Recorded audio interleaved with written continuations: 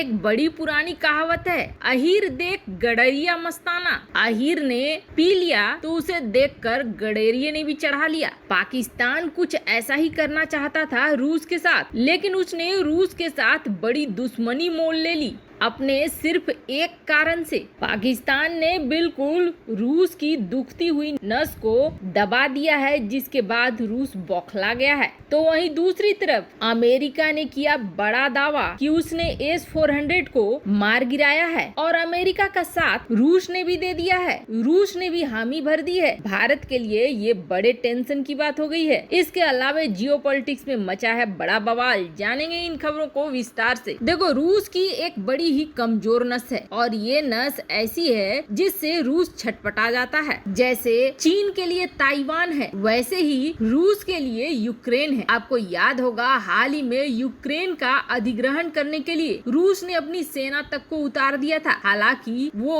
ये कहा गया कि युद्धाभ्यास है और कह के वापस लौटा दिया गया, लेकिन ऐसा नहीं है कि रूस ने डर कर सेना पीछे ले ली थी। रूस ने दरअसल पूरी दुनिया को ये बताया था अपनी सेना धड़ाधड़ इतने कम समय में यूक्रेन की बॉर्डर पे जमा करके कि वह कितना शक्तिशाली है और वो चाहे तो यूक्रेन को मिनटों में रूस के अंदर शामिल कर सकता है। उस वक्त यूक्रेन के राष्ट्रपति बड़े ही परेशान नजर आए थे। तब यूक्रेन ने तुर्की से भी मदद मांगने की कोशिश करी थी, जिस पर तुर्की को सीधे सीधे रूस ने चेतावनी दे दी थी कि यूक्रेन से दूर रहो, वरना अभी ताजी ताजी जो दोस्ती हो रही है वो दुश्मनी में तुरंत बदल जाएगी। यूक्रेन को लेकर रूस इतना ज्यादा गुस्से में या इतना ज्यादा संवेदनशील इसलिए भी रहता है क्योंकि यूक्रेन से रूस की सीमा बिल्कुल लगती हुई है। ऐसे में अगर यूक्रेन में नाटो देश या किसी अन्य देश की तैनाती हो जाती है सेना की, तो रूस को भेदना थोड़ा आसान हो जाएगा और रूस नहीं चाहता है कि इस तरह की कोई समस्या पैदा हो। वहीं दूसरी तरफ एक और बड़ा कारण है कि सोवियत संघ के समय में यूक्रेन रूस का वो इलाका था जहां हथियारों का निर्माण होता था। सोवियत संघ की सारी पुरानी टेक्नोलॉजी से यूक्रेन भली भांति परिचित है, जिसका फायदा चीन ने भी उठाया है, जिसकी वजह से रूस को अब समझ में आया है कि चीन ने सारी टेक्नोलॉजी हासिल भी कर ली और रूस के पास मांगने तक नहीं आया। पर अब हाल फिलहाल में पाकिस्तान और रूस के बीच जो थोड़ी बहुत दोस्ती हो रही थी, यहाँ तक कि काफी सालों बाद रूस ने पाकिस्तान से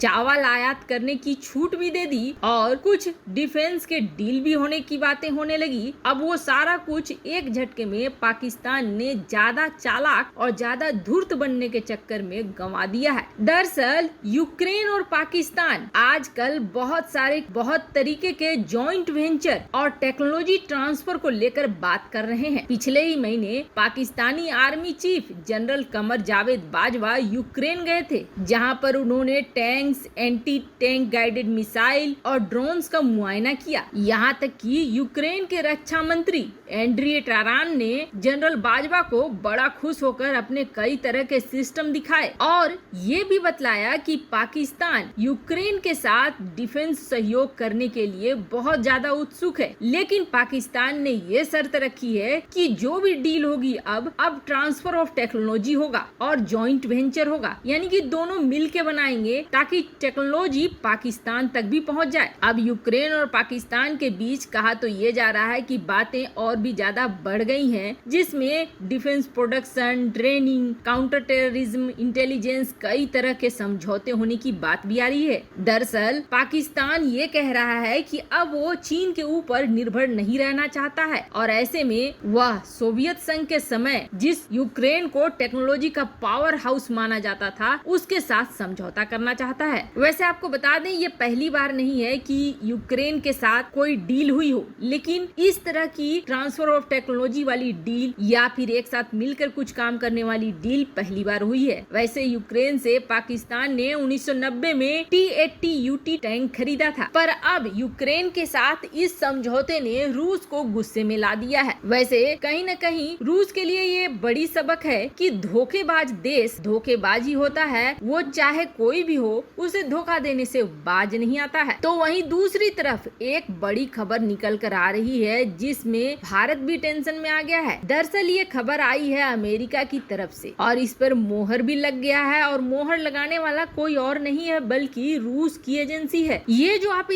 इलाका देख रहे हो, मोरक्को, वेस्टर्न सहारा और मोरिसेनिया के बीच का, यहाँ पे तुनिसिया भी है, अल्जीरिया भी है और माली भी है। यहाँ पर दरअसल अमेरिका ने कई देशों के साथ मिलकर एक युद्धाभ्यास किया। वैसे तो ये युद्धाभ्यास मोरक्को में किया गया था, पर मोरक्को ने भी कूटनीतिक रूप से यहाँ एक चाल चलते हुए ये कह दिया था कि ये युद्धाभ्यास वेस्टर्न सहारा में हुआ है। ऐसा उसने इसलिए कह दिया था क्योंकि मोरक्को चाहता है वेस्टर्न सहारा पर कब्जा, और वो ये कहता है कि वेस्टर्न सहारा उसका है, जबकि वेस्टर्न सहारा एक अलग देश है। बाद में अमेरिका को क्लियर करना पड़ा कि नहीं, ये युद्धाभ्यास हमने मोरक्को की सीमा में, मोरक्को की जमीन पर करी है। पर इस युद्धाभ्यास के चर्चे बहुत दूर तक फैल रहे हैं। ऐसा इसलिए क्योंकि इस युद्धाभ्यास में अमेरिका ने ये दावा करा है कि उसने S-400 को मार गिराया है। वैसे तो अमेरिका के पास कोई फिजिकल S-400 नहीं है, यानी अमेरिका के पास कोई खरीदा हुआ S-400 इस तरह से सामने नहीं है जिसे मारकर उसने गिरा दिया हो। तो फिर कैसे ये युद्धाभ्यास हुआ? इस युद्धाभ्यास को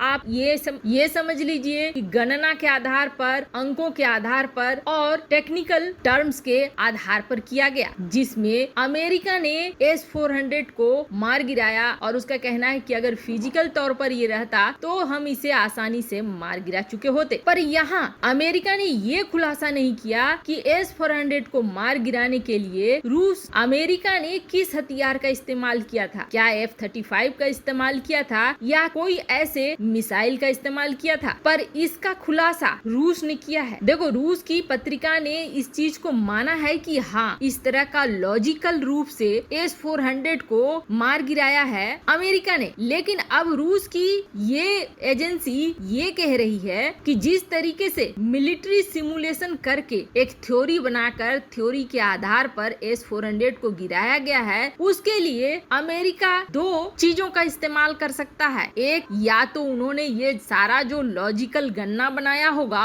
ये Mi-42 high mobility artillery rocket system के साथ किया होगा, या फिर एक मिसाइल के साथ किया होगा। अब ये जो आर्टिलरी सिस्टम है इसके साथ तो पॉसिबल नहीं है, इसलिए पॉसिबल नहीं है कि ये इतने पास अलाउ होने S-400 देगा ही नहीं, उतना वक्त भी नहीं देगा। वहीं दूसरा जो मिसाइल है वो है AGM-88, जो कि high speed anti radiation missile है। रूस का कहना है कि हो सकता है इसके साथ उसने गणना की हो। वैसे आपको बता दें, इसको फायर करने के लिए F-16 की जरूरत होती है, और यहीं पर भारत की टेंशन शुरू होती है, क्योंकि ये मिसाइल और F-16 दोनों है पाकिस्तान के पास, जिसकी वजह से अगर ये गणना पूरी तरीके से सही होती है तो पाकिस्तान से भारत को एक बड़ी समस्या हो सकती है आने वाले वक्त में। वैसे भारत के पास भी इस तरह की एंटी रेडिएशन मिसाइल्स हैं जो कि चीन के S-400 को काउंटर करने के काम में आ सकती है। वैसे आपको क्या लगता है, क्या अमेरिका जो ये S-400 गिराने की बात कह रहा है और रूस इस चीज को मान रहा है, क्या ये भारत के लिए संकट पैदा करेगा? कमेंट कर अपनी राय जरूर बताएं। जल्द मिलते हैं अगले वीडियो में नई खबर के